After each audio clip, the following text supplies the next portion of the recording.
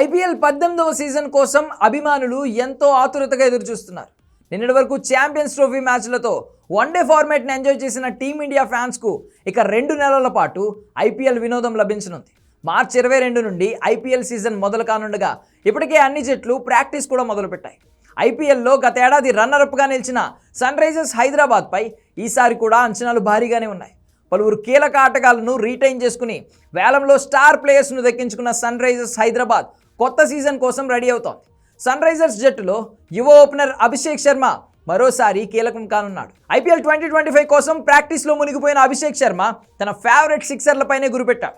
Practice సెషన్లో భారీ సిక్సర్లు బాధేందుకు చూశాడు.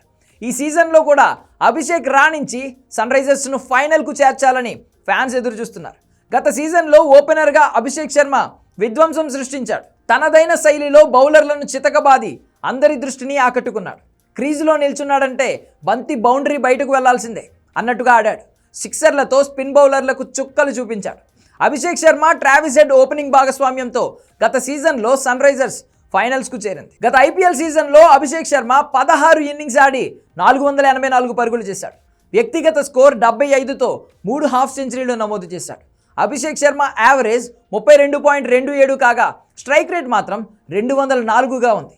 లాస్ట్ సీజన్లో అభిషేక్ ఏకంగా 42 సిక్సర్లు బాదాడు. ఓవరాల్గా అత్యధిక పరుగులు చేసిన ఆటగాళ్ల లిస్టులో 10వ స్థానంలో నిలిచాడు. ఈ ప్రదర్శనతోనే అభిషేక్ శర్మకి టీమిండియా T20 టీంలో చోటు దక్కింది.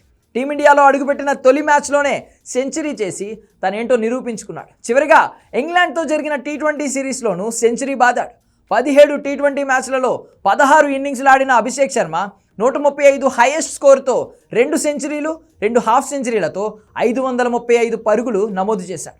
ఇదిలా ఉంటే వచ్చే సీజన్ కోసం అభిషేక్కు వైస్ కెప్టెన్సీ ఇవ్వాలని సన్ రైజర్స్ భావిస్తున్నట్లు తెలుస్తోంది.